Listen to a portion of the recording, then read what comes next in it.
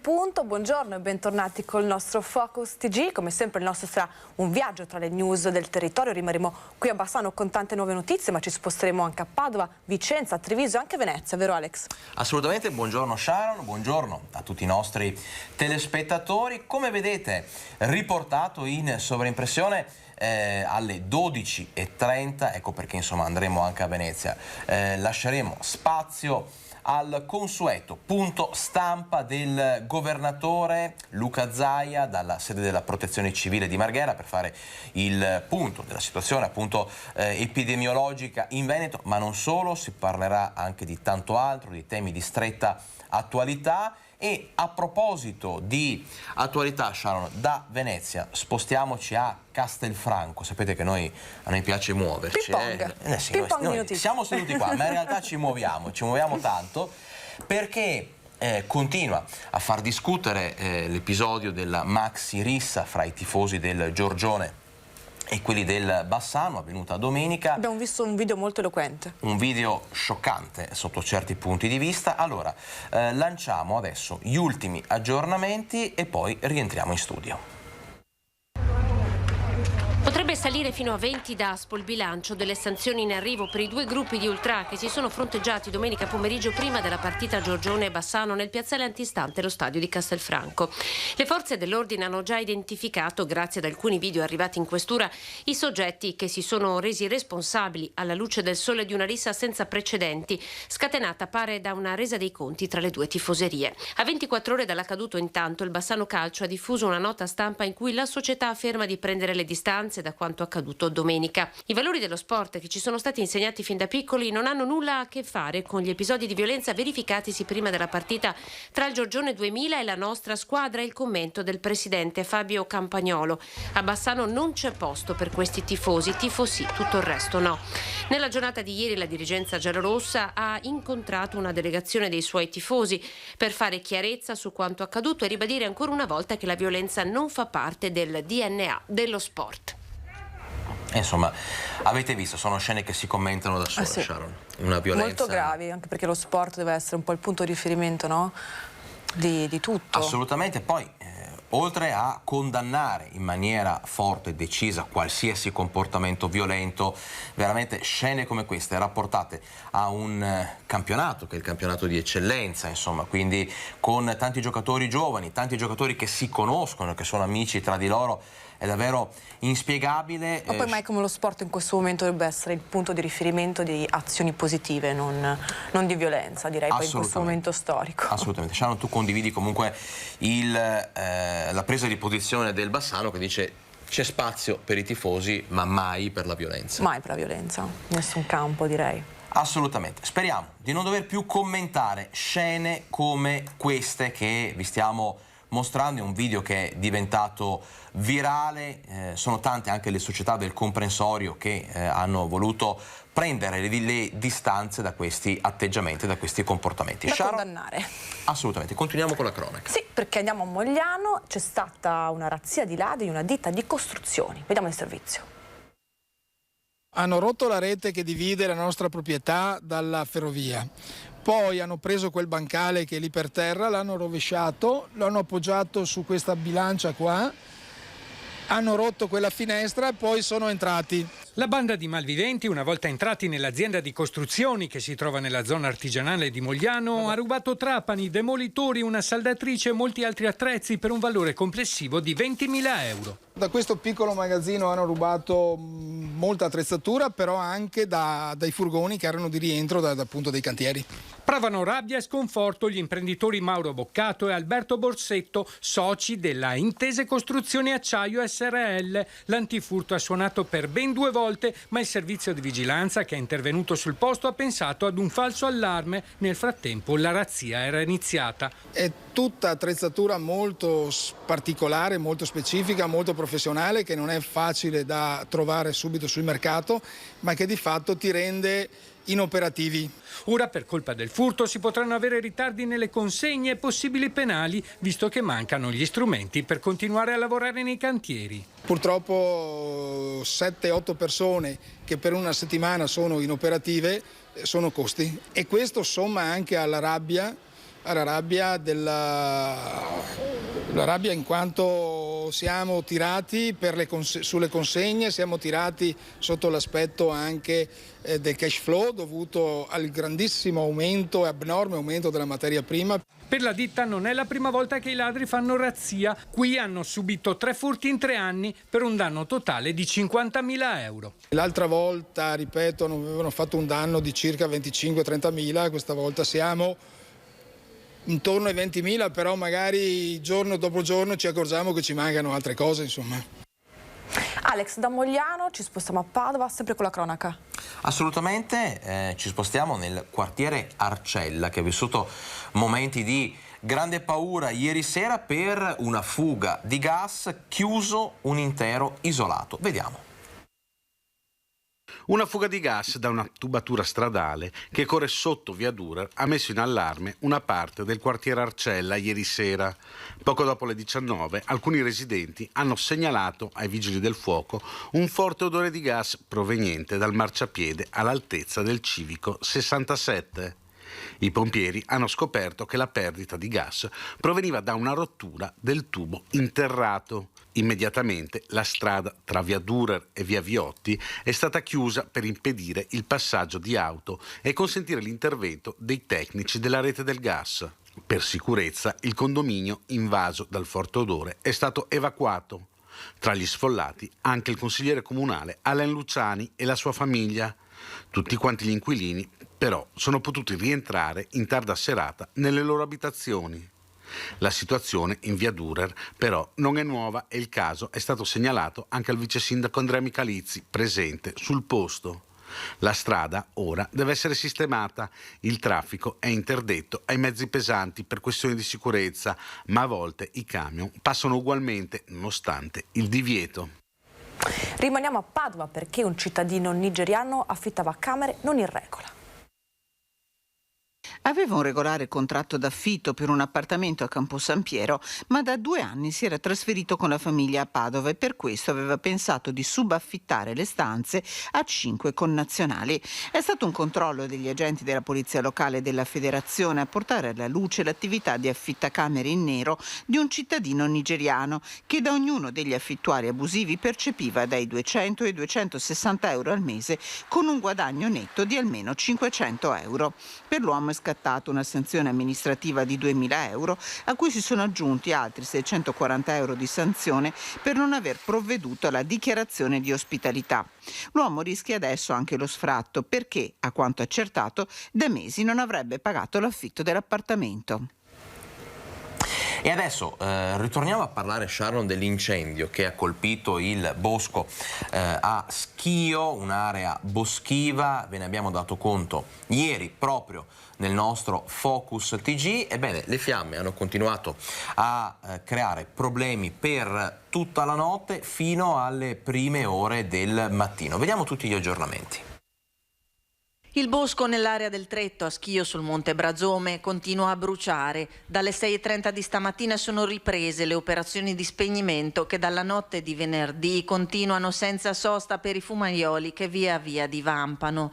In nottata era partito anche un secondo fronte sul lato destro che dà verso il Monte Summano. Durante la notte 2 squadre del 182esimo Carabinieri in congedo si sono dati il cambio per la sorveglianza delle attrezzature che si sono dovute lasciare in loco al fine di utilizzare tutto il tempo utile finalizzato all'intervento. Per tutta la mattina 2 elicotteri sono stati impiegati a circoscrivere il fuoco che stanotte aveva raggiunto la cima, lanci che continueranno per evitare la riaccensione di nuovi focolai, anche se al momento la situazione sembra rientrata, fa sapere il consigliere comunale di Schio con delega alle politiche di montagna Renzo Sella, che assieme ai volontari della protezione civile è in sopralluogo. Ancora fiamme, questa volta a Longare, dove ieri sera è andato a fuoco un camper e le fiamme si sono estese anche a un furgone e un'auto parcheggiate a fianco. Longare, Un camper a fuoco ieri intorno alle 20, incendio che si sarebbe esteso ad un'autovettura danneggiando anche un furgone di cui sono saltati i vetri e danneggiati i paraurti. Nessuna persona è rimasta ferita. I pompieri arrivati da Vicenza con 2 squadre hanno domato le fiamme spegnendole con la schiuma. Operazioni di spegnimento rese difficoltose anche per la presenza di una bombola di GPL, raffreddata e successivamente bonificata. Le cause sono al vaglio dei tecnici dei vigili del fuoco e dei carabinieri intervenuti sul posto. E adesso, Sharon, piccola pausa pubblicitaria, tiriamo il fiato, torniamo fra un minutino con tante altre notizie, la cronaca, l'attualità e poi, vi ricordo, alle 12:30 la conferenza stampa del governatore Luca Zaia. A tra poco.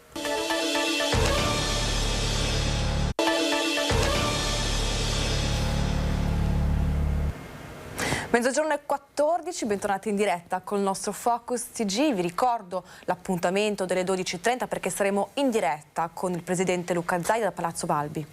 Eh sì, Sharon, e a proposito di informazione in diretta, insomma, ricordiamo un pochino che questi sono i giorni della risintonizzazione dei canali. Abbiamo imparato a familiarizzare con la parola switch off e quant'altro. Sono però ancora tante le persone che non sono riuscite a riprogrammare le proprie televisioni. Ci chiamano in tanti, ci scrivono in tanti, noi rispondiamo a tutti, c'è da avere un attimino di pazienza, ma il comune di Tezze sul Brenta, ad esempio, ha trovato una soluzione molto originale, molto particolare per venire incontro alle esigenze delle persone magari un po' più anziane o di quelle che non possono per problemi economici affidarsi magari a un tecnico esterno. Sarebbe bello lo facessero tutti. Sarebbe bello lo facessero tutti i comuni e intanto scopriamo di che cosa si tratta. Chissà a quanti di voi è capitato in questi giorni di accendere il televisore di casa e trovarsi davanti a scritte come questa. Problemi di risintonizzazione dei canali. Questione di switch off, ne abbiamo sentito parlare tanto in questi giorni. Ebbene, a Tezze sul Brenta hanno risolto il problema in maniera molto originale. Un volontario del comune si è infatti messo generosamente a disposizione delle persone anziane, sole o con difficoltà economiche, per dare supporto nelle operazioni di risintonizzazione delle TV. Un modo concreto per essere davvero vicino ai cittadini. Diversi dei nostri anziani si sono rivolti ai nostri servizi sociali per chiedere un aiuto. Un nostro volontario, Giuseppe Andolfatto, che già collabora con i nostri servizi sociali per i trasporti alle persone disagiate, si è reso disponibile, considerato anche il fatto che lui è un tecnico del settore. Un'iniziativa che fin da subito ha avuto grande riscontro in paese. Il servizio è partito molto bene, sono più di 20 le persone che hanno telefonato e sono già stati fatti alcuni interventi dal nostro volontario che è appunto entrato nelle case delle persone anziane per dare una mano. Abbiamo messo a disposizione il numero diretto del volontario e i cittadini chiamano, prendono appuntamento e abbiamo pensato anche ad un numero di sicurezza per cui chiameranno direttamente l'assessore nell'ipotesi in cui abbiano dei dubbi particolari e ovviamente il volontario si presenterà con un tesserino del nostro comune, insomma. E anche noi abbiamo voluto fare una prova andando a trovare la signora Maria. Ciao Maria, come va con la televisione? Male, perché i canali non funzionano. Ho chiamato Giuseppe che viene a vederli. Molto Metterli bene. a posto. Ecco, grazie. E l'invito da Tezze è che anche altri comuni del territorio si adoperino con soluzioni simili. Che carina Alex, la signora Maria. Veramente una persona Carina. squisita, ce ne sono tante che si trovano un po' nella sua situazione, Certo. sono persone magari anziane, sole, che anche per una questione di quel pudore, quell'educazione che fa parte insomma di un'altra generazione, non vogliono disturbare, magari sono timide, e invece insomma magari qualche amico, qualche parente, Certo. qualcuno possa aiutarle per risintonizzare, riprogrammare i canali, anche perché la televisione, oltre che tenere informate, insomma, per È un diritto tante per persone, tutti. è un diritto, è L'informazione. anche una compagnia, direi. giusto? No? E a proposito di compagnia, noi continuiamo a tenervi compagnia, a tenervi informati Di cosa parliamo adesso? Adesso torniamo a parlare della crisi economica, del rincaro prezzi che sta mettendo in ginocchio anche i cantieri, quindi l'edilizia. Ci sono i prezzi alle stelle che appunto fanno temere una vera e propria azione speculativa che stanno mettendo a serio rischio la sopravvivenza di molti cantieri in un momento in cui l'edilizia stava in qualche maniera ripartendo grazie al bonus del 110% e al fondi del PNRR. L'allarme di Ance Padova, vediamo. 3.500 cantieri aperti, pubblici e privati, un mercato da $500 miliardi.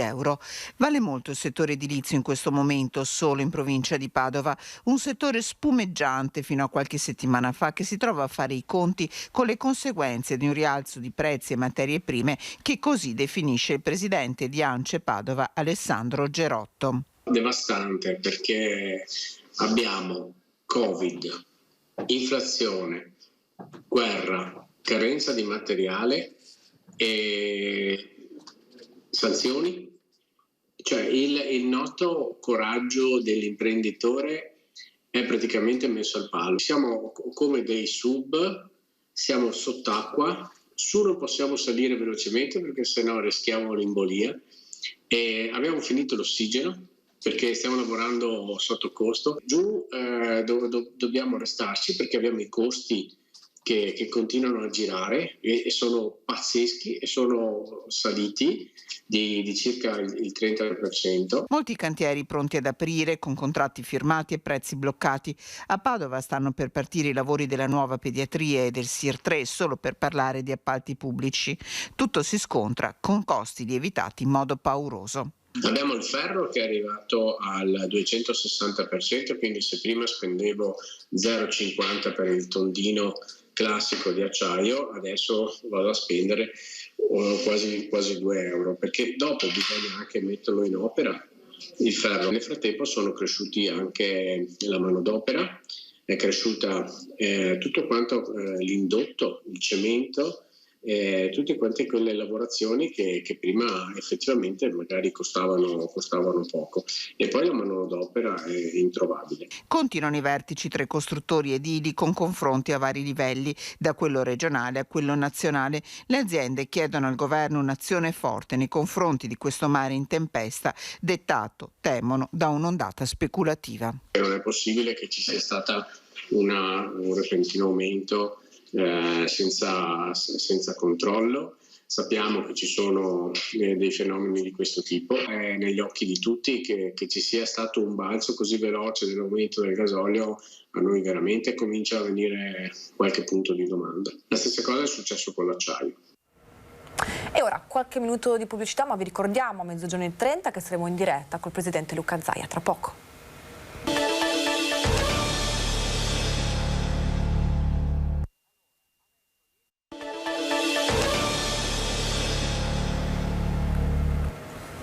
Mezzogiorno e 25, bentornati in diretta col nostro Focus TG, il nostro viaggio tra le news del territorio. Vi ricordiamo un appuntamento alle 12:30 col presidente Luca Zaia in diretta da Palazzo Balbi. Alex. Assolutamente, c'è già un po' di movimento, meglio c'era un po' di movimento, i microfoni comunque sono accesi, sono pronti. Appena arriverà il governatore cederemo chiaramente a lui la linea. Sharon, adesso però diamo una notizia un po' particolare, sì. Un po' una polemica che ha fatto scalpore nel Padovano, esattamente a Piove di Sacco, pensate, dove una professoressa di italiano dell'istituto De Nicola ha dato 1 a un suo studente colpevole, a suo dire, di aver copiato interamente un tema di italiano, appunto un ragazzo di 20 anni.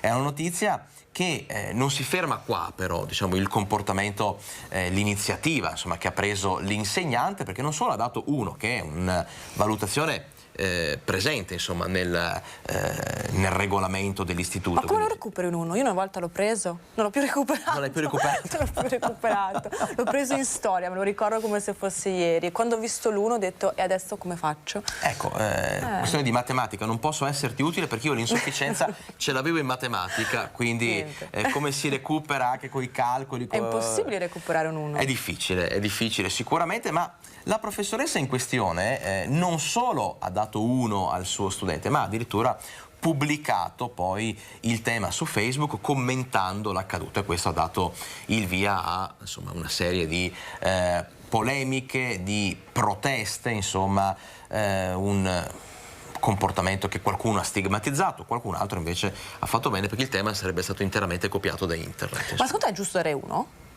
È educativo dare 1? È difficile dare una risposta, però diciamo che l'insufficienza ci sta tutta per chi copia.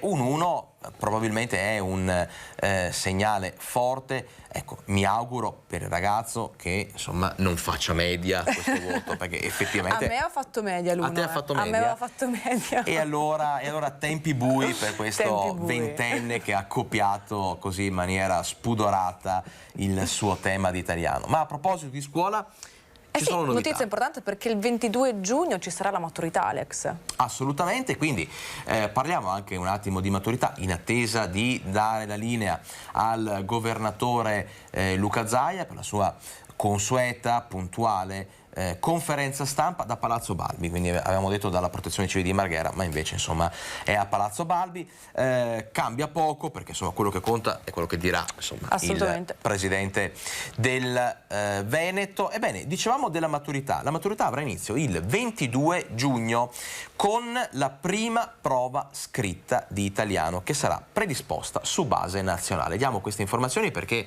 sono tante le famiglie che ci seguono, le mamme, i papà, quindi i genitori, i nonni, i ragazzi, magari adesso sono ancora a scuola, però insomma c'è chi ci avevano già chiamato per qualche informazione, ci avevano già chiesto se avessimo appunto qualche aggiornamento. Assolutamente, quindi informazione possiamo dire di servizio, giusto? Dicevamo, ai candidati saranno proposte 7 tracce con 3 diverse tipologie: analisi e interpretazione del testo letterario, analisi e produzione di un testo argomentativo, insomma e via dicendo. Quindi ci saranno 7 tracce per chi dovrà sostenere l'esame di maturità di italiano.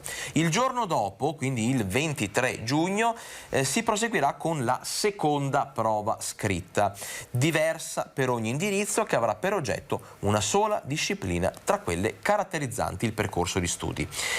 Parliamo un attimo della seconda prova, perché la predisposizione della seconda prova sarà affidata, come dicevamo, ai singoli istituti, in modo da tener conto anche di quanto effettivamente è stato svolto. Ricordiamo che insomma sono ragazzi che vengono comunque da un periodo difficile, 2 anni complicati. 2 anni molto particolari. Ci si è quasi dimenticati di come si va a scuola, no, assolutamente. Alex? Con la DAD non è più semplice rientrare in certi schemi. E abbiamo visto, anche abbiamo raccontato nei nostri TG anche le proteste di tanti studenti che chiedevano di non fare determinate prove d'esame in determinate metodologie proprio perché non sono pronti, non si sentono pronti e abituati al confronto diretto con l'insegnante. Comunque, entro il 22 giugno i docenti che insegnano la disciplina in oggetto, quella caratteristica per ogni istituto,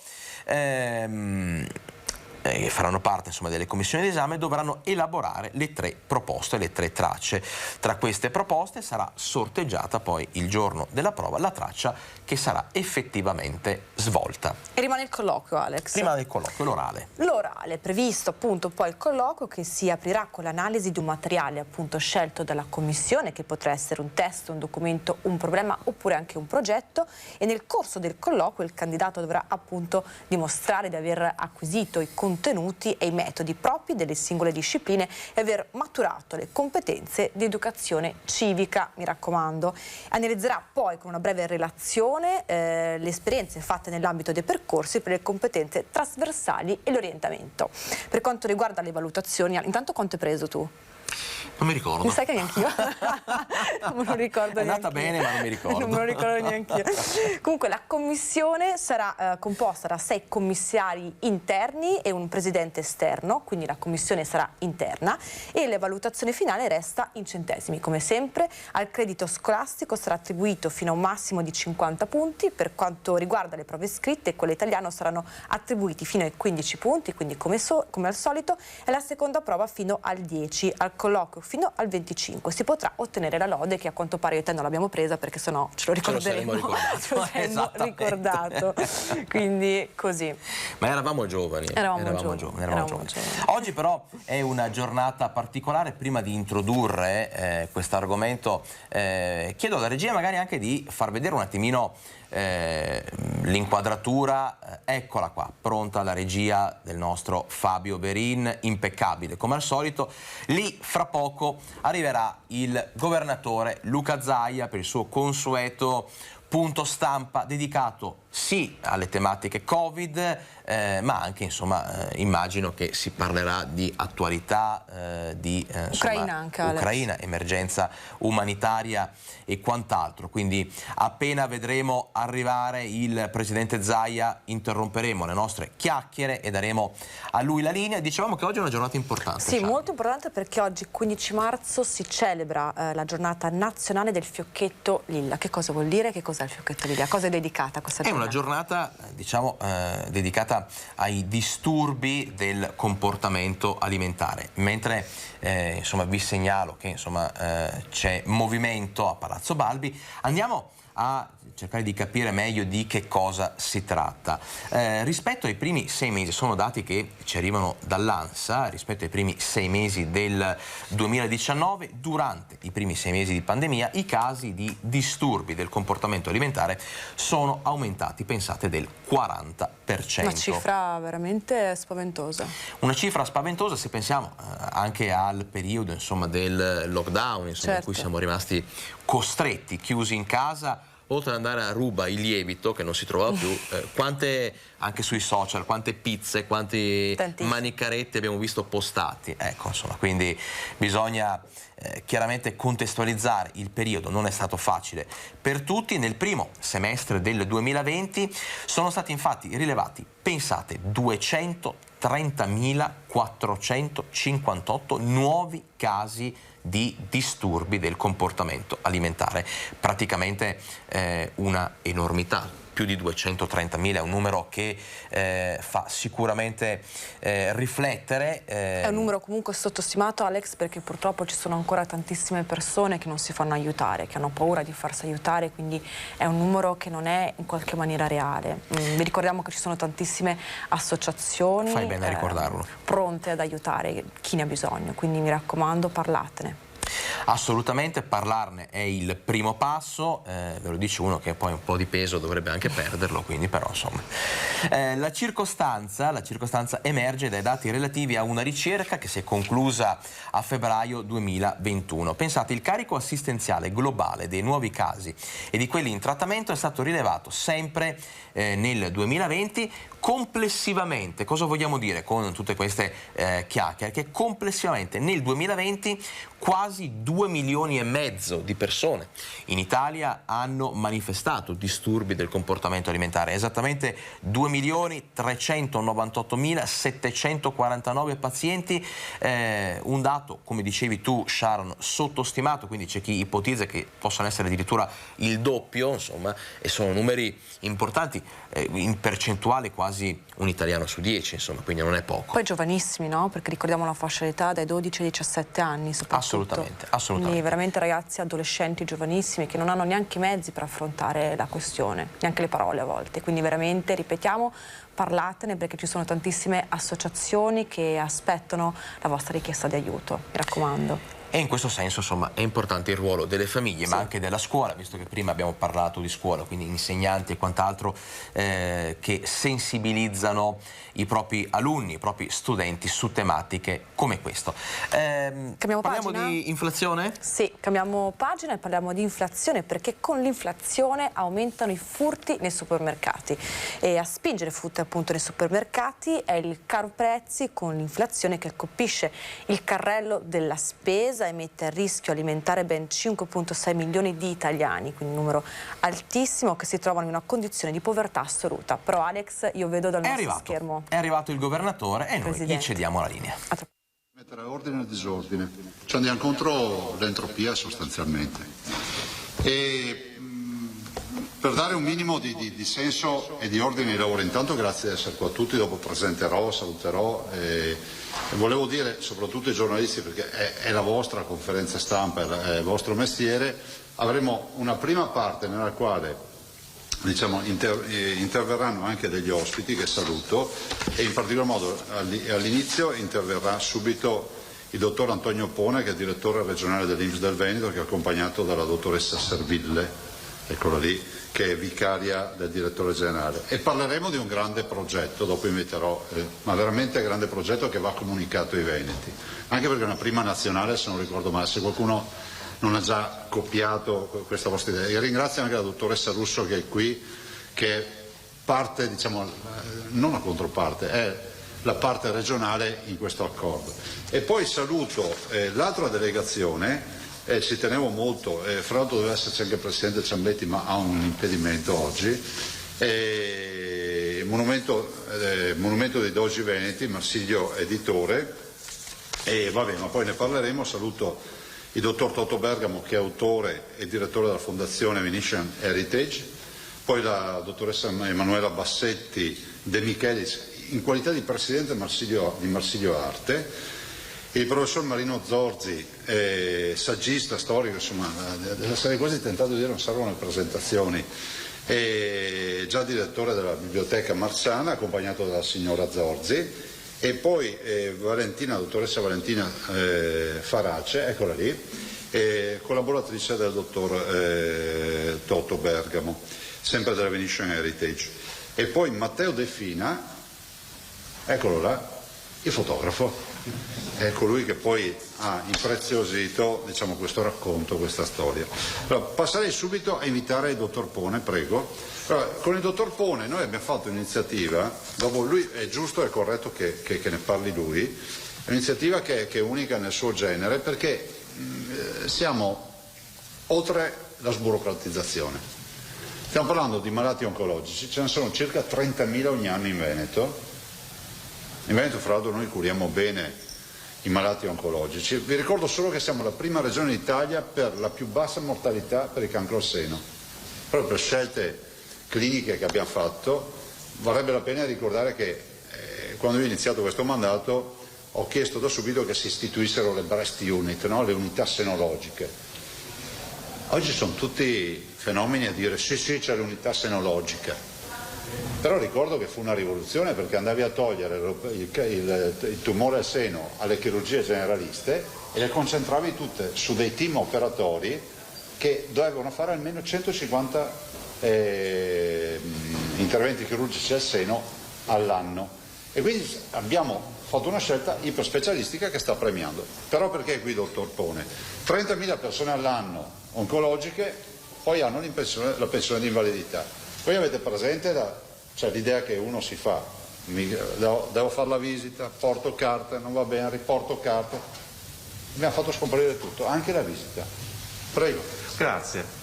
Allora, diciamo che l'accordo per il quale siamo qui oggi è l'accordo per l'adesione dell'utilizzo del certificato oncologico introduttivo in materia di invalidità civile. Come diceva giustamente il Presidente della Regione, non si sente? Devo stare più sotto e lo farò. Eccoci qua. Adesso sentite? Allora, dicevo, i pazienti oncologici sono pazienti che in Veneto sono piuttosto numerosi, nel senso che abbiamo 9 insorgenze, complessivamente parliamo di più di 30.000 persone all'anno come, diciamo così, dato soglia base. Queste persone, quando sono in cura e sono in cura dal proprio medico curante, grosso modo l'8-10% delle persone che sono in cura, diciamo, di quello che è il complesso dei pazienti di un medico di medicina generale sono pazienti che hanno una patologia oncologica. Ci sono figure in fase acuta, ci sono figure che invece, diciamo, sono in ambito di stabilizzazione, ma un po' per la patologia in atto, un po' per effetto delle stesse cure che possono essere invalidanti, diciamo così, ci sono i requisiti per poter avere accesso a una serie di prestazioni economiche, ma anche in termini semplicemente di permessi aggiuntivi per poter essere curati per sé e per i propri familiari, cosiddetti caregivers. Non a caso quindi il medico di medicina generale ci dice che la prima cosa che il paziente oncologico gli chiede è quello poi di poter avere, diciamo così, la presentazione del certificato introduttivo e come si fa a fare domanda per una di queste prestazioni.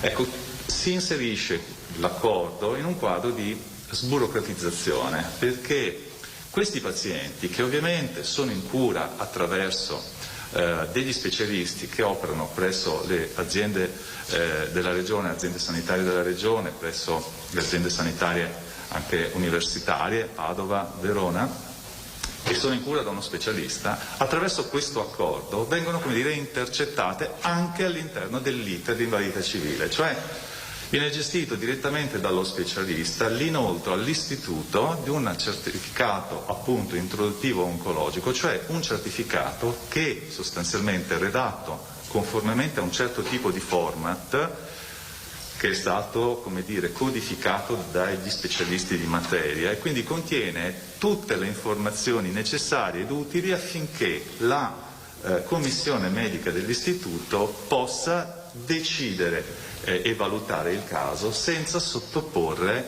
il paziente a visita e senza la necessità che il paziente si rivolga proprio al medico di medicina generale per chiedere a sua volta questo certificato. Quando è il medico di medicina generale a rilasciare il certificato, normalmente è a pagamento perché si tratta anche di una prestazione libero professionale, invece attraverso questo accordo l'utente, diciamo, non sostiene alcun costo anche per il certificato, no? Quindi, diciamo, questo si traduce, oltre che in una semplificazione, anche in un risparmio netto, no? Per l'utente. Tutto questo va in una direzione in cui siamo, come dicevamo, un unicum a livello nazionale, perché il Veneto è l'unica regione che finora ha aderito integralmente come ente regione Veneto e con tutte le aziende sanitarie locali e comprese ovviamente l'Istituto Oncologico Veneto e compresi le aziende sanitarie, diciamo così, collegate all'università. Quindi è stata una sottoscrizione integrale su tutto il territorio regionale e non ci sono casi di questo tipo sull'intero territorio nazionale. Devo dire che la strategia di cercare sempre di più la valutazione sulla base della documentazione specialistica piuttosto che attraverso una visita è una strategia che stiamo già come istituto perseguendo da un certo lasso di tempo. In questo momento il Veneto è la regione leader quanto a valutazioni fatte direttamente tramite documentazione, perché oltre il 70% degli accertamenti noi li facciamo sulla base della documentazione specialistica che il cittadino ci fa pervenire. Ovviamente non è il mondo che vorremmo, nel senso che il mondo che noi pensiamo è il mondo in cui non abbiamo dubbi che grazie alla collaborazione anche dell'ente Regione Veneto, che ha deciso di essere, come dire, il punto di traino di un percorso di adeguamento che sicuramente poi coinvolgerà nel tempo anche le altre regioni, è quello di un mondo in cui, siccome la documentazione specialistica è già in nostro possesso, e quando dico nostro parlo ovviamente di tutti gli enti che assieme sono coinvolti nell'erogazione delle prestazioni. Perché? Perché ovviamente quella documentazione ce l'ha chi ti ha in cura. Se queste amministrazioni si parlano in back office e il certificato oncologico introduttivo va esattamente in questa logica, il mondo che desideriamo per le persone è un mondo in cui queste sostanzialmente hanno l'unico onere di presentare la domanda, ma sotto un profilo amministrativo, sotto un profilo di ottenimento della documentazione, di non dover più chiedere, come purtroppo siamo costretti a fare anche oggi, appunto una produzione di documentazione, ma di poter andare nella direzione invece che questa documentazione ce la andiamo a prendere ad esempio attraverso un accesso al fascicolo sanitario regionale. Se noi facessimo, e questo è un tema su cui stiamo già lavorando con Regione Veneto, anche questo avanzamento sarebbe in un certo senso un'ulteriore espansione appunto della logica del certificato introduttivo oncologico e, diciamo, un nettissimo passaggio a una radicale semplificazione per il cittadino che a questo punto non ha più l'onere della visita. Pensate che fino al 2020 la visita era un presupposto per qualsiasi tipo di prestazione in materia di validità civile, cioè il riconoscimento tramite visita era comunque necessario, anche quando era chiaro, sulla base della documentazione che comunque i cittadini, come dire, presentano quando presentano come allegato a una domanda, noi comunque la visita eravamo tenuti a farlo. Con la pandemia, con il lockdown, con l'impossibilità di fare visite, in particolare proprio i pazienti oncologici, perché erano soggetti fragili, quindi più particolarmente a rischio di contagio, ovviamente si è creato, come dire, un collo di bottiglia nell'impossibilità di fare visite. Il legislatore ha, con una norma, il cosiddetto decreto semplificazione, previsto che si potessero fare accertamenti anche agli atti. Questa è una possibilità che in Veneto abbiamo utilizzato nettamente più che altrove. So che abbiamo preparato poi dei dati specifici, quindi non sto a tediarvi quei numeri, però per dire la media oggi è 72% circa in Veneto, la media nazionale è 22%. Significa che qui stiamo abbracciando questa logica in maniera molto più netta che altrove.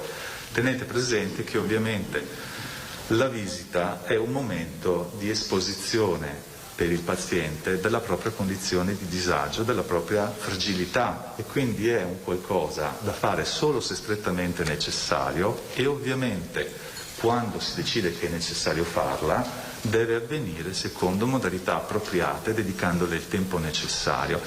E per fare questo occorre che ovviamente queste siano in un numero che sia, come dire, sostenibile anche per le strutture, no? Quindi è l'uovo di Colombo, no? Però da un certo punto di vista il là ce l'ha dato proprio la pandemia, perché ha creato le possibilità normative e noi ci siamo inseriti in questo contesto, sia attraverso un ricorso forte della valutazione agli atti, e sia soprattutto volendo integrare questo percorso con l'accordo che la Regione ha voluto stipulare sul certificato introduttivo, che dà a questi pazienti che hanno per legge delle corsie preferenziali. Il DL 80 del 2006 prevede che il paziente oncologico, proprio perché la sua patologia è potenzialmente ingravescente in termini molto veloci, e proprio perché è una situazione che ha in sé i connotati dell'urgenza, abbia un accertamento che avvenga entro 15 giorni dalla data della domanda. Okay? Per noi questi 15 giorni devono essere un dato effettivo. In questo momento la media non è 15 giorni, è attorno ai 30-32 giorni, e attraverso questo accordo invece sappiamo che l'obiettivo è, lo realizzeremo perché la sperimentazione ce l'ha dimostrato, stare sistematicamente sempre nel 100% dei casi sotto il 100%.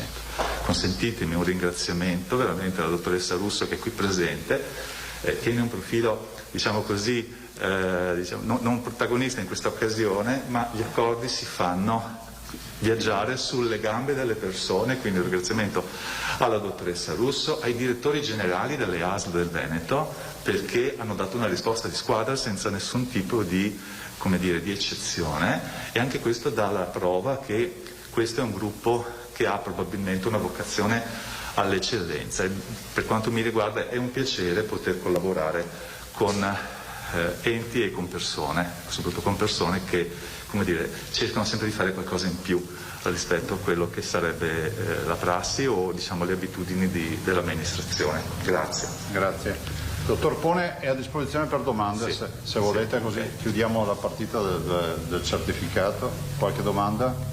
Solo da quando parte? È già operativo, l'abbiamo siglato, quindi non siamo qui a fare la sigla perché l'abbiamo già siglato, ma è già operativo, c'è già una cabina di regia con dei referenti sia per quanto riguarda le aziende, le ASL e l'Istituto Oncologico Veneto e le aziende universitarie, sia per quanto riguarda i singoli direttori provinciali e soprattutto per quanto riguarda i responsabili delle unità operative complesse provinciali lato INPS.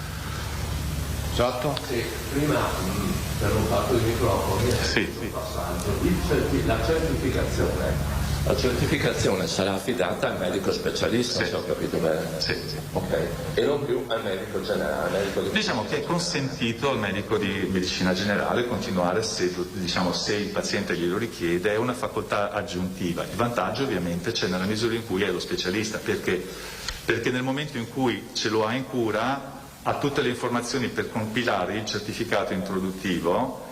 Il format è un format redatto con la collaborazione dell'Associazione Nazionale degli Specialisti Oncologici, quindi diciamo così è preciso, con informazioni che probabilmente il medico curante di medicina generale potrebbe in qualche modo non conoscere, e soprattutto la fai nel momento in cui tu sei per esempio dentro le strutture specialistiche, no? E come dicevo senza dover sostenere costi. Il certificato invece introduttivo redatto dal medico curante è una prestazione libero professionale, come tale sarebbe a pagamento, quindi immagino che i pazienti sceglieranno questa opportunità che gli stiamo offrendo, perché ovviamente gli consente un piccolo risparmio.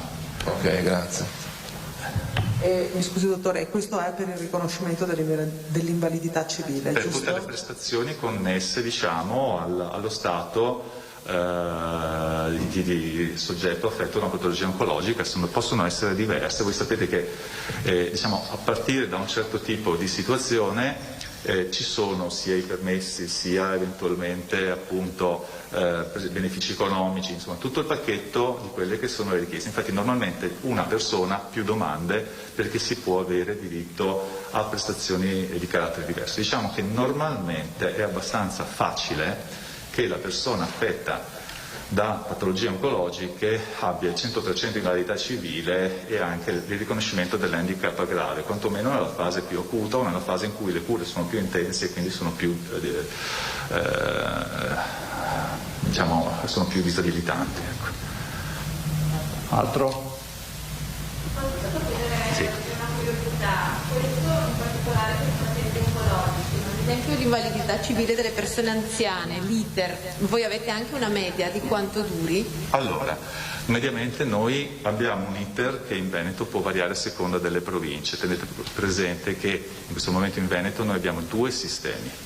Un sistema prevede che l'attività la conduce l'INPS integralmente grazie a delle convenzioni fatte con Regione Veneto e con le ASL, mi riferisco al territorio di Venezia, di Verona e di San Donà, in cui operiamo sostanzialmente da soli, senza un coinvolgimento attivo delle ASL. Diversamente nel resto del territorio regionale c'è un sistema su due livelli potenziali, commissioni ASL e poi commissioni di verifica dell'istituto. Normalmente si cerca anche lì di accorpare e di fare una commissione unica, che si dice integrata, in modo da ridurre il disagio della visita a una sola visita, cioè quella fatta da quella commissione, e in qualche maniera di non dover ripetere l'accertamento, proprio perché abbiamo detto che complessivamente è un momento di disagio e di esposizione alle proprie fragilità. Il tempo di attesa medio che ci può essere tra la data della domanda e l'accertamento in questo momento in Veneto, dopo un fermo macchina che è durato purtroppo 3-4 mesi, legati al periodo in cui per provvedimenti dell'autorità pubblica di sanità non si potevano fare visite a questi pazienti, è complessivamente attorno ai 100-120 giorni. Okay? Quindi anche qui stiamo avendo un beneficio, perché in teoria dopo un fermo macchina così importante, con un numero di medici sia sul versante INPS sia sul versante ASL, che ovviamente ha risentito della pandemia e anche di altre dinamiche, per esempio i pensionamenti. Parlo per l'INPS, noi oggi abbiamo la metà dei medici che avevamo 2 anni fa, per una serie di motivi, e le ASL hanno avuto la necessità di destinare medici ad altre attività oltre a queste, no? Che in quel momento erano prioritarie. Nonostante questo i tempi si sono stabilizzati, cioè noi non abbiamo avuto un incremento di giacenza, e devo dire negli ultimi mesi, mano a mano che noi acceleriamo sulla valutazione degli atti, stiamo riscontrando una contrazione della giacenza e una riduzione dei tempi. Questa scelta è una scelta irreversibile, è sicuramente il futuro, perché consente un accertamento più qualificato e più appropriato ai pazienti, riduce il disagio ed è anche più sostenibile. Da ultimo dico un dato che può essere importante: stiamo vedendo, facendo il confronto 2021 su 20, che stanno diminuendo i ricorsi sulle prestazioni respinte, stanno diminuendo, e sta diminuendo anche la percentuale di ricorsi accolti rispetto al totale dei ricorsi presentati. Cosa significa? Significa che rispetto al tradizionale modello della visita, l'accertamento fatto sulla base della documentazione specialistica è un modello che funziona, è un modello che viene, come dire, considerato qualitativamente fondato, perché genera meno contenzioso del sistema di prima, e questo è un ulteriore incentivo ad andare avanti in questa direzione. Grazie. Grazie a voi. Grazie, grazie. Io veramente ringrazio di cuore il dottor Pone, perché ci permette, grazie, come si può dire, all'operatività e anche all'efficacia della gestione di INPS, di mettere in atto poi questi processi che migliorano la vita dei cittadini, no? Perché uno ammalato che poi si incazza si ammala ancora di più. E invito Toto Bergamo Rossi, prego. E Monumenti dei Dogi, qui è un impegno, ma non un impegno, cioè è un piacere ospitare l'autore di questo testo, di Marsilio Editore. Lo dovevamo fare ancora, cioè il Covid sostanzialmente ci ha bloccato. L'idea è stata quella di pensare ai 1600 anni di Venezia, un'intuizione di Toto Bergamo, il pensare ai monumenti dei Dogi, che sono le loro tombe, definiamole così, i loro monumenti in questo senso, ma è un bel percorso anche per scoprire quella parte, diciamo, di storia della Repubblica Veneta che magari non si conosce fino a fondo, oltre a parlare di grandi diciamo, maestri come, che so, il Sansovino, il Baldassare Longhena e molti altri. Insomma, è un testo assolutamente unico. Sicuramente farà parte della storia della Repubblica Veneta anche questo. E ringrazio anche Marsilio Editore, qui oggi rappresentato la dottoressa Bassetti, per aver affrontato anche questo sforzo e questa nuova avventura. Prego. Grazie Luca. Sì, è un'avventura che è cominciata in questo ufficio e subito dopo con Emanuela, perché convincere all'oggi di pubblicare un libro di quasi 400 pagine che tratti di scultura non è facile. La scultura, come sappiamo, è sempre stata messa in ombra dalla pittura, e la pittura ha fatto un po' da protagonista, diciamo, dall'inizio del Cinquecento fino ad oggi, e quindi per quello che viene considerato nell'immaginario collettivo arte uno pensa alla pittura. Io invece ho sempre pensato alla scultura.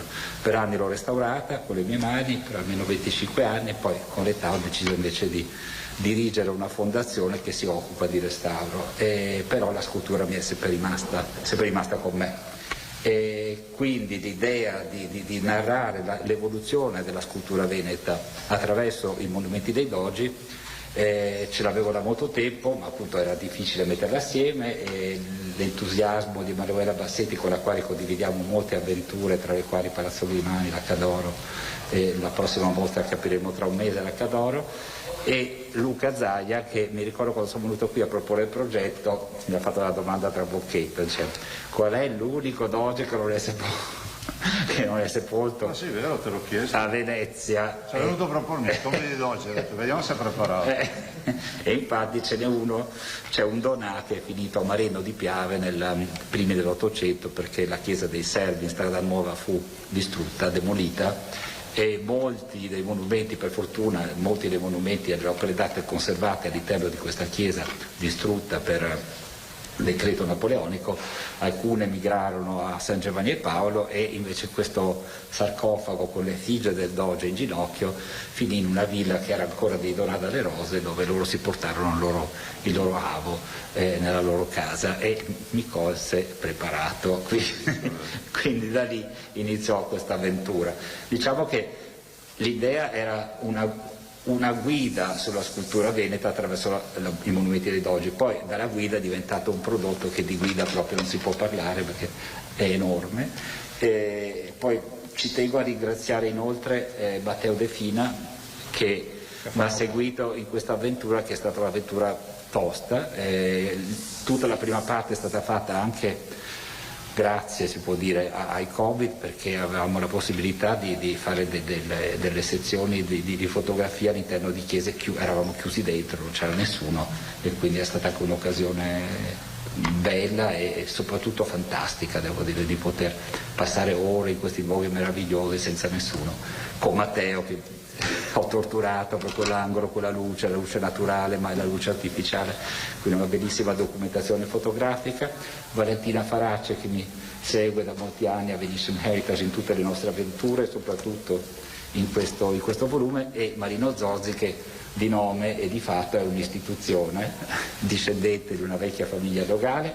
C'è anche un suo doge omonimo all'interno del volume e soprattutto un pozzo di sapienza di storia veneta, e quindi Marino grazie per la tua introduzione, che non è un'introduzione ma un bellissimo saggio sul ruolo dei dogi e anche delle dogaresse.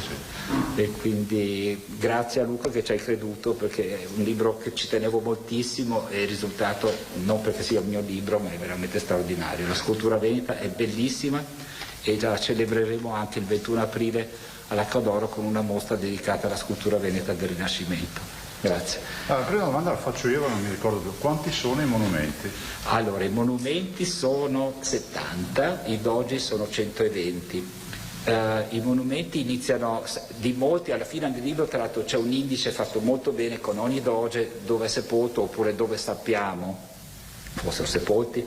I primi erano ad Eraclea, c'è questa a Grado, però abbiamo solo menzioni, non abbiamo i primi iniziano appunto, sono nel 1100. Domande ragazzi? Possiamo fare una foto? Dopo facciamo una foto, vediamo se ci sono domande. Ne faccio io un'altra, poi lo liquidiamo. La vita infernale della dogaressa. Perché tutti parlano del doge, ma c'era la moglie del doge, sì, giusto certo. Professore? Marino ha tratto anche questo argomento, che in effetti si parla poco di questo argomento. Spesso i doge arrivavano a essere eletti doge che erano già molto anziani e quindi erano spesso vedovi. Altre volte avevano la dosetta, che quindi era la figlia o una nipote che accompagnava il vecchio doge in tutte le funzioni pubbliche. Diciamo che non aveva potere, istituzionalmente non aveva potere, però aveva una certa posizione, soprattutto alcune di queste, come la dogaressa Valier Querini, la quale appunto è anche ritratta nel loro monumento funebre, tutta ingioiellata e anche col corno ducale. Però sono poche quelle che sono emerse come personalità, perché erano molto, non potevano incontrare gli ambasciatori da sole, avevano tutti dei limiti anche. Appunto per tenere appunto un ruolo anche repubblicano del ruolo del potere, diciamo, della Repubblica. Quindi sì, sono delle figure abbastanza fino ad oggi di nicchia, ma ce ne sono state di importanti, Morosini Grimani, celebratissima per le sue nozze, ma poche, devo dire, poche. Grazie. Grazie mille. La foto? Col libro. Col libro.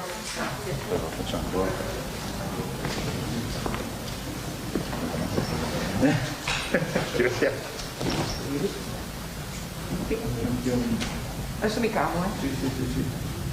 Ok.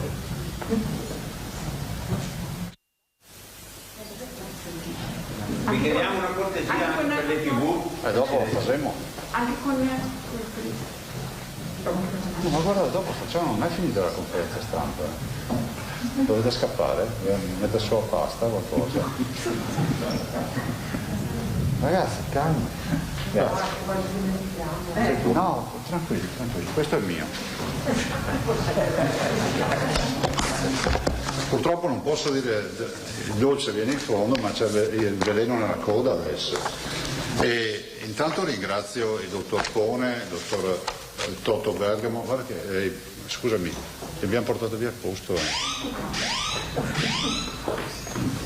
Cosa è successo? Bene, grazie innanzitutto ai nostri due ospiti, alle delegazioni, veramente grazie di cuore. Continua la conferenza stampa e cercherò di farla anche velocemente. Covid e Ucraina, vi do i due aggiornamenti. Sul Covid fondamentalmente ci metto meno con i cartelli, così diamo un aggiornamento anche a chi ci sta seguendo in diretta da casa. Sui tamponi molecolari siamo a 9 milioni e quasi 450.000. I test rapidi sono quasi, anzi di più di 19 milioni 258.000. Ci stiamo avvicinando ai 29 milioni di test in totale in 24, quasi 25 mesi. Il 21 marzo saranno 25 mesi di Covid. Quanti sono i positivi? Nelle ultime 24 ore abbiamo avuto 7.313 positivi. Però, per chi si fosse perso le puntate precedenti, il mese più tragico della storia del Covid è stato il dicembre 2020, senza vaccino. Il 31 dicembre 2020 avevamo 1.750 contagiati. Oggi ne abbiamo 7.313. Li abbiamo intercettati con 87.237 tamponi, quindi l'incidenza, cioè il numero di tamponi positivi sugli 87.000 è dell'8,38%. Siamo ancora la regione italiana con minor percentuale di positivi sui tamponi, cioè vuol dire che facciamo tanti tamponi, troviamo tanti positivi, ma sono in percentuale più bassi rispetto alle altre regioni italiane. Ovviamente questi positivi che troviamo vanno inevitabilmente in isolamento, quindi in questo momento in Veneto ci sono 55.118 persone in isolamento, che sono positivi, che si fanno i loro giorni di isolamento domiciliare, fondamentalmente praticamente tutto domiciliare, poi torneranno a muoversi liberamente. Quanti sono i positivi che abbiamo avuto dal 21 febbraio 2020? 1.389.473, che vorrei ricordare a quelli che dicono che basta curarsi a casa, che si sono curati a casa, perché noi di questi solo 30.000 li abbiamo curati in ospedale, quindi non è che servivano pozioni magiche, si sono curati a casa. Chi ha seguito un protocollo specifico, chi ha ascoltato il proprio medico, le USCA, chi ha fatto il fai da te, chi, come qualcuno conosco io, si è curato solo con l'occhi, e chi ha preso l'idrossiclorochina o l'ivermectina o altre cose, cioè si sono curati a casa. Quindi solo un 5-4% dei nostri positivi è finito in ospedale. Quanti sono i ricoverati oggi? In totale sono 814, vedete che il numero continua a calare, cioè abbiamo 7.000 positivi e il numero continua a calare. Noi speriamo che il trend sia questo, cioè le curve ci dicono che anche il plateau che abbiamo raggiunto in ogni ospedale del Veneto, noi abbiamo le curve di tutti gli ospedali, cioè diciamo di tutte le ULSS, dei 68 ospedali, le curve ci dicono che abbiamo avuto una discesa sicuramente importante e poi abbiamo raggiunto una fase di stallo, di plateau, insomma una fase diciamo di stabilizzazione. Noi speriamo che sia semplicemente di stabilizzazione per reiniziare la discesa, non per una nuova ascesa. 814, vi ricordo che il numero massimo di ricoverati in area non critica è stato sempre a fine dicembre 2020 di 3.400. Quanti sono i ricoverati in area non critica? 753. Meno 16. Terapie intensive si stanno fondamentalmente pian piano svuotando, siamo a 61, vi ricordo che la punta massima è stata di 500, eravamo il 1 gennaio 2021. 61, il 75% sono non vaccinati e ricordo sempre a beneficio di chi vuole ascoltare che il non vaccinato ha 15 volte in più la possibilità di finire in ospedale. Perché ognuno fa quello che vuole, ma io i dati ve li devo dire. Terapia intensiva non Covid, che dà una dimensione del lavoro dei nostri ospedali fuori dal Covid, è 331 pazienti oggi ricoverati. Se li sommate i 61 fa 392. Vuol dire che abbiamo più o meno 400 terapie intensive impegnate da pazienti che hanno complicazioni gravi. Questi sono pazienti che sono intubati, che comunque hanno cure intensive, da traumi o post-operatori, gli oncologici ad esempio molto spesso vengono curati nelle prime ore post-intervento nelle terapie intensive.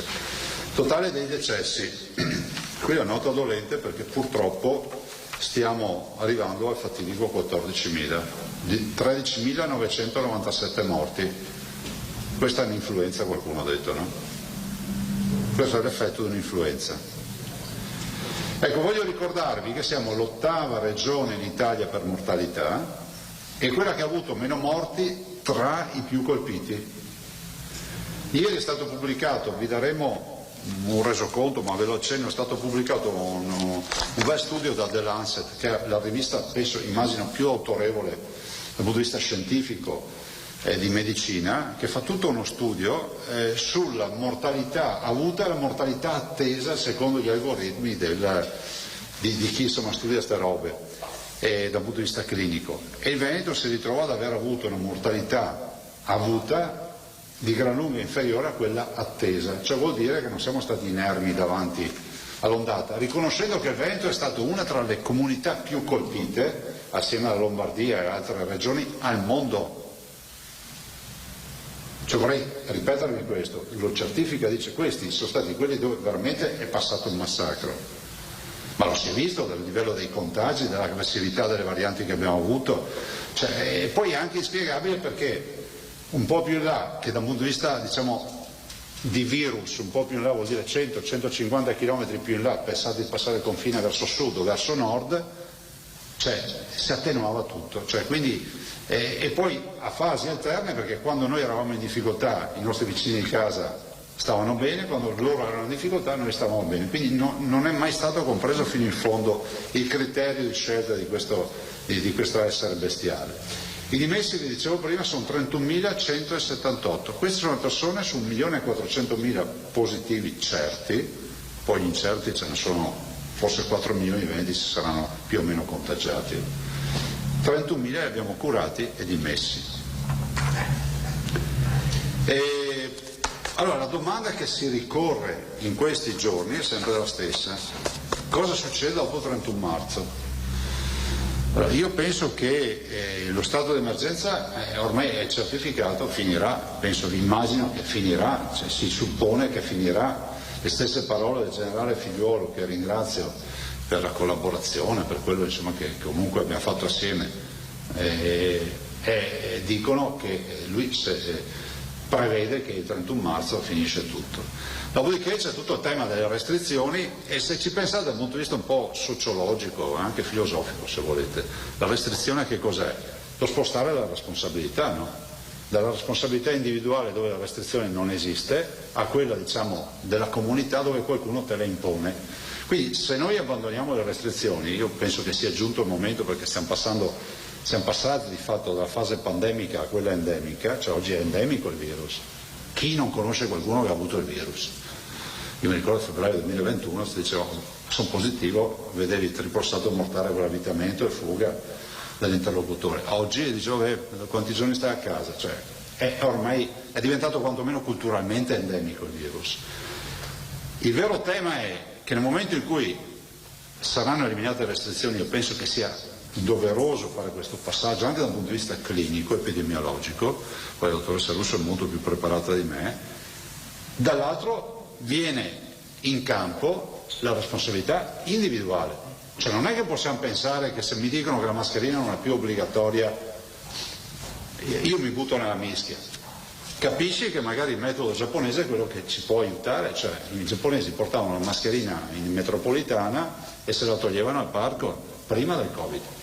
Quindi dovremmo noi poi dosare il livello di protezione, magari pensando che in 24 mesi non abbiamo mai preso il raffreddore. E chissà perché? Perché portavano la mascherina, perché comunque ci proteggiavamo. Vado a farmi un viaggio in auto e uno dei 4 viaggiatori ha il raffreddore, cosa fareste? Mi metto la mascherina, a prescindere dal Covid, perché ho capito che è il sistema per non tornare a casa con il raffreddore. Quindi spero che le restrizioni in una visione epidemiologica e di sanità pubblica scompaiano, con il conseguente passaggio alla responsabilità del cittadino che dovrà fare un lavoro di squadra. E spero anche che questo ci permetta di uscire da questo conflitto sociale che è innegabile che ci sia, di dibattito forte tra chi è vaccinato e chi non è vaccinato, di scelte di sanità pubblica o altro.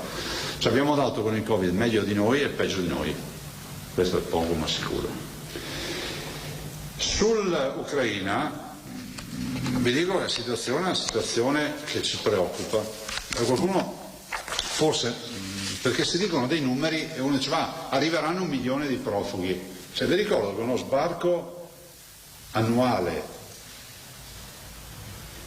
a Lampedusa, gli anni in cui è andata alla peggio, non so, può arrivare a 50, 60.000, 70.000 persone. Ora ne stiamo parlando di 1 milione di profughi in qualche mese. Vuol dire che stiamo mettendo insieme almeno 10 anni di sbarchi ai quali abbiamo assistito negli anni peggiori. Sta diventando un grosso impegno per tutti. Il Veneto ha un progetto per 40-50.000 persone, ve l'ho già detto. Ce ne sono già 3.900, 4.000, ma sono dati che sono già vecchi nel momento in cui li stiamo scrivendo. Oggi ne abbiamo 4.000 sicuri, certi, fra l'altro la prima provincia resta sempre Treviso. Non è comprensibile perché probabilmente anche la comunità ucraina trevigiana magari è molto più attiva. A Treviso ce ne sono 1.234, a Venezia 674 la seconda comunità, luogo di ospitalità, e la terza è Padova con 603 persone. Abbiamo 19 persone ricoverate. Ho visto il bollettino ieri sera, io vedo la mattina e la sera i bollettini, delle quali 12 sono bimbi, peraltro molti oncologici. Abbiamo avuto un bimbo che ci è stato portato dai genitori per continuare la chemioterapia, sospesa notte e tempo dalla fuga, e quindi immaginate le tragedie familiari. Siamo presenti nelle stazioni principali, abbiamo punti tampone, avete visto che siamo, penso forse anche l'unica regione dove c'è l'obbligo del tampone per non lo so se siamo l'unici, però sicuramente i primi a fare questa ordinanza che ho firmato la scorsa settimana. Ho chiesto ai direttori generali di fare le sequenziazioni, io spero che siano in macchina, cioè arrivano intanto il tasso di positività non è alto, questo lo dobbiamo dire. E quindi arrivano, io vedo i dati un po' di tutte le ULSS la sera quando ce li mandano, vedo comunque che su grandi numeri di tamponi vedo 2-3% forse, una roba del genere di positività. Ecco, il tema che abbiamo è che abbiamo la necessità di capire che virus è. Cioè, sappiamo che è coronavirus, ma dovremmo capire anche che variante è, perché potrebbe essere anche, come si dice, una variante subdola che ci entra pian piano e poi ci trova impreparati e torna a partire tutta la compagnia di giro. Sugli hub regionali vi dico che pian piano stiamo riempendo i 5 ospedali dismessi, stiamo allestendo anche altre strutture tipo Villa Rieti Rota, che ho citato l'altro giorno, è in allestimento. Con INPS stiamo facendo un lavoro a Fara di Soligo, e ringrazio perché la dedicheremo, grazie al direttore, la dedicheremo ai positivi ucraini, quindi sarà una sorta di struttura satellite e ci serve perché abbiamo Valdobbiadene che ha pochi chilometri, a Valdobbiadene abbiamo già 63 a Valdobbiadene, e in ospitalità non positivi. Evitiamo di tenere i positivi dispersi diciamo nelle diverse strutture, e con INPS abbiamo questa struttura stupenda, fra l'altro Fara di Soligo, che utilizzeremo come struttura polmone per i positivi. Abbiamo già attivi, ovviamente, annuali sono 56, ma dopo i dati ve li diamo dopo. Volevo solo dirvi una cosa: da domani sarà riattivato Monselice con 150 posti letto, il vecchio ospedale per capirci. Da giovedì attiviamo quello di Asiago, 120 posti letto, e poi Macesine, cioè alla fine avremo 1 migliaio di posti letto utilizzando le strutture che tutti gli esperti delle strategie militari in tutti questi anni mi spiegavano che dovevo venderle, noi invece le abbiamo tenute lì pronte, col giro di chiave sono riscaldate, pulite, e abbiamo i nostri ospedaletti vecchi pronti per l'ospitalità, 1000 posti letto, e che abbiamo utilizzato anche durante il Covid. Quindi non serviva a fare grandi bussolotti, ma serviva invece a curare bene il patrimonio che avevamo.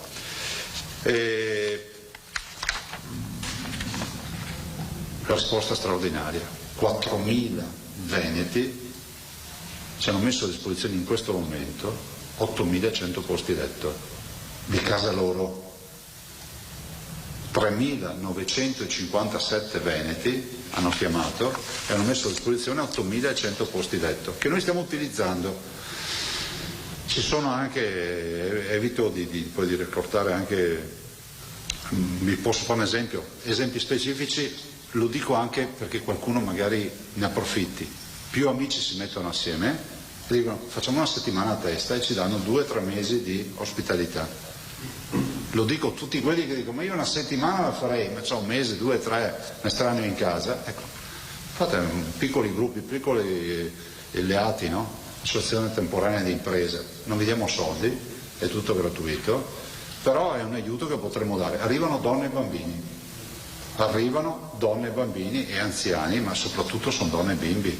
Avete visto la partoriente del Veneto orientale di Portogruaro, che è una foto che diventerà iconica, no? 20 anni la neomamma, il bimbo e la nonna che fa la badante qui in Veneto. Quindi la nonna chiama la nipote che viene, poi partorisce, dopo 2 giorni dall'arrivo va anche partorito. Donazioni, abbiamo passato i 400.000 euro, sono imprese anche che si fanno vive, sono 2.373 persone, diciamo donatori, alcune sono persone, altre sono persone giuridiche, sono aziende, 412.000 euro. Vi ricorderò ancora oggi, intanto per la disponibilità, per qualcuno ci sta ascoltando, o si chiama direttamente il numero della protezione civile, che dovrei avere da qualche parte, non ce l'ho, ma comunque ve lo mettiamo, se qualcuno me lo dà lo dico anche. E intanto la mail, che me la ricordo, ucraina@regione.veneto.it, ucraina@regione.veneto.it. Se si vuole mettere a disposizione una casa una casa che non si utilizza, piuttosto che una seconda casa o una camera in casa dove si vuole dare a disposizione, basta mandare una mail oppure telefonare al numero, se mi date il numero.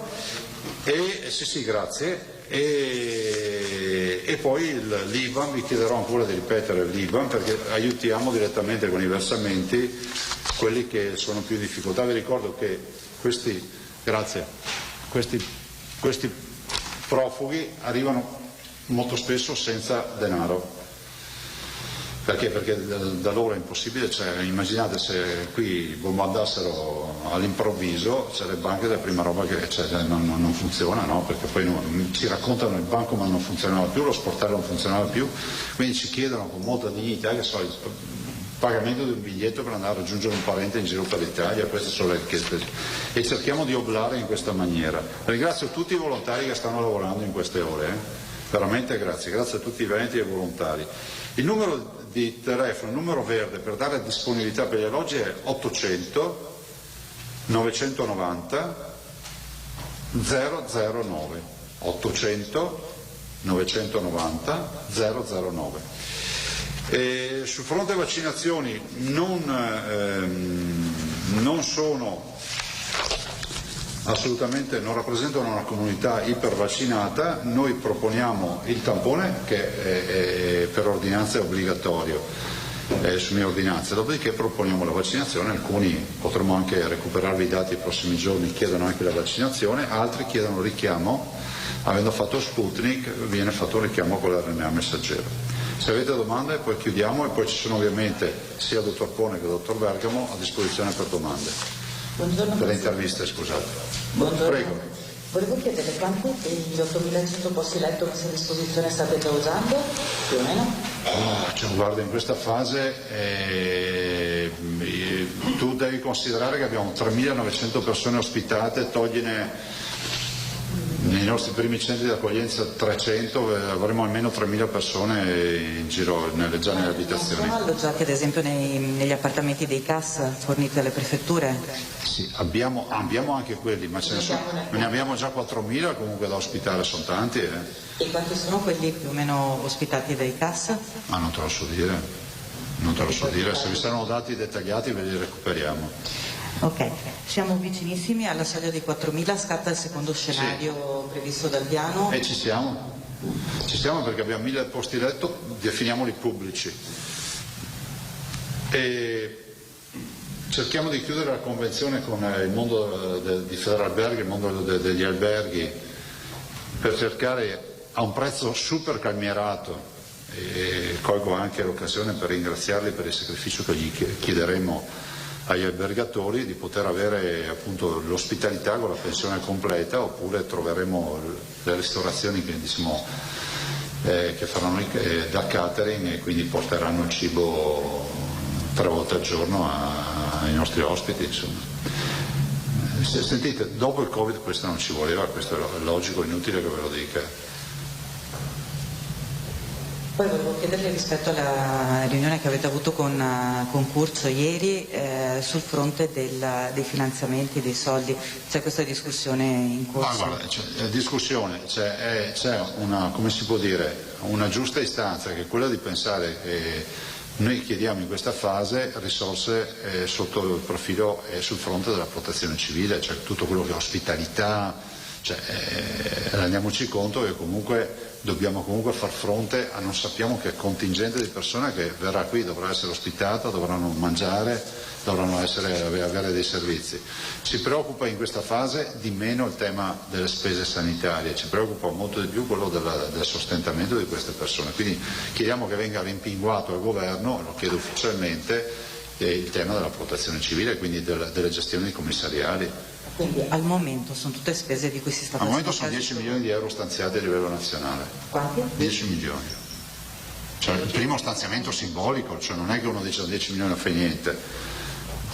Cioè, quando ho scritto le prime carte si stabilisce una cifra, diciamo, di partenza, dopodiché deve essere rimpinguata, ovvio. Quindi per il momento è la Regione che sta anticipando questo tipo di spese? Poi i Veneti, perché poi stiamo facendo tutto con la solidarietà, noi stiamo anticipando forza lavoro, questo sicuramente.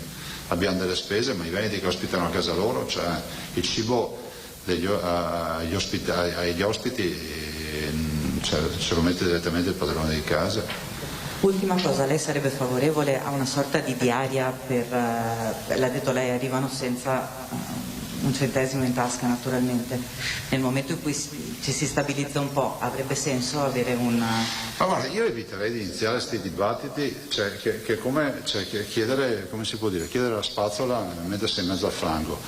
Dobbiamo intanto uscire dal fango, dobbiamo pensare di dare un letto, un pasto caldo a tutti questi cittadini che arrivano dall'Ucraina. Questa fase della diaria è una fase, diciamo, che io oggi non vedo come emergenza, nel senso che oggi abbiamo altri problemi che sono quelli di recuperare il cibo e gli alloggi. E invece ultimissima cosa, poi sto abusando del vostro tempo, una sorta di compensazione ai privati che in qualche modo stanno offrendo questo tipo di accoglienza? Questo è un altro tema, è ovvio, c'è le cose perfette come dovrebbero funzionare, che chi dà ospitalità in maniera anche, se volete, pressoché simbolica possa essere aiutato dal pubblico. E in questa fase ancora non ci sono segnali in questo senso. A differenza magari di molte associazioni che magari possono avere degli aiuti. Ricordatevi che questa è una tragedia dove i privati in questa fase storica pesano per la maggioranza, cioè nel senso che su 8.000 posti letto sono privati, quindi gente che non ha associazioni, non è organizzata a fare questo mestiere. Il problema è quanto durerà questa disponibilità, no? Prego. Buongiorno Presidente. Buongiorno. Ieri il Presidente del Friuli Venezia Giulia, Massimiliano Federica, che è anche Presidente della Conferenza delle Regioni, ha auspicato l'impegno delle Forze Armate e dell'Esercito, se ho ben capito, soprattutto in fase di gestione degli arrivi e dei controlli nei punti d'accesso. Vorrei capire se è una proposta dell'intera conferenza delle regioni e se lei la condivide in ogni caso. No, guarda, io penso che sia scontato, nel senso che c'è bisogno dell'aiuto di tutti. Però l'esercito non è che lo dovete interpretare come la militarizzazione, c'è bisogno di forza lavoro, c'è bisogno di allestire, se dovesse servire, diciamo, strutture per l'accoglienza. Poi Federica ne pone una questione che non è irrilevante, che è quella di essere una regione di confine, entrano tutti da Fernetti e da Gorizia. Il nostro valico è questo, tanto è vero che noi come, diciamo, regione orientale, quindi nel nord-est d'Italia, siamo la seconda regione che viene intercettata da questo flusso, no? Pullman arrivano dalla Slovenia, entrano, e il varco italiano, cioè la Lampedusa italiana è diventata il Friuli Venezia Giulia, c'è un ingresso via terra, no? Quindi sì, è favorevole. Sì, ma vorrei capire chi non è favorevole a sta roba. Cioè. Attenzione che Federico Fraddu poneva un'altra questione. La questione è che la sua regione non ce la fa a regimentare questo flusso che arriva che è fuori misura.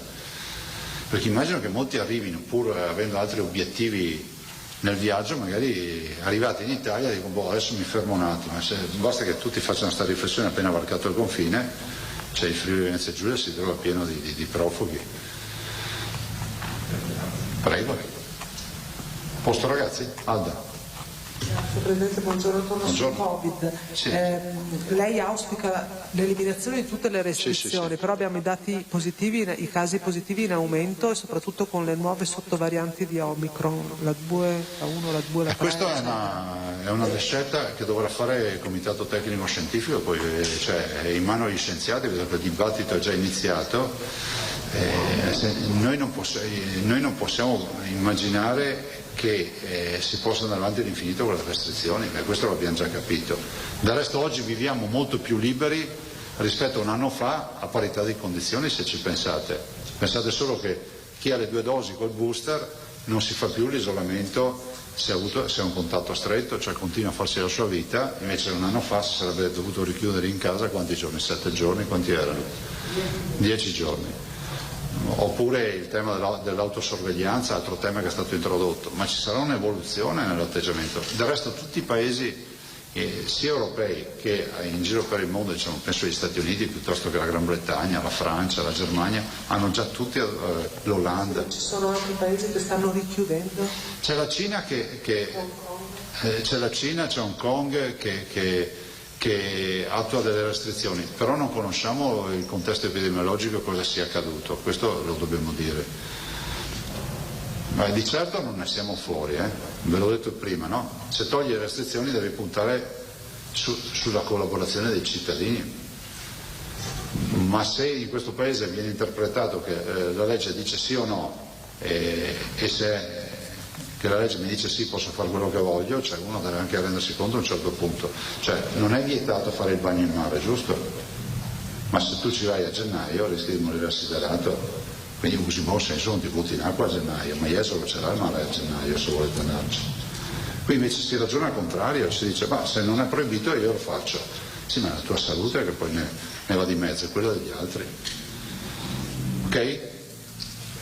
Grazie per la cortesia, so che oggi vi ho chiesto un po' più di sacrificio, però valeva la pena, erano 2 ospiti che volevo ospitare, quindi ringrazio ancora le 2 delegazioni e grazie per il bel lavoro, in bocca al lupo per il libro e noi ne faremo ancora di queste convenzioni, no? Grazie mille. Sono a disposizione sia il dottor Pone che il dottor Bergamo se avete interviste.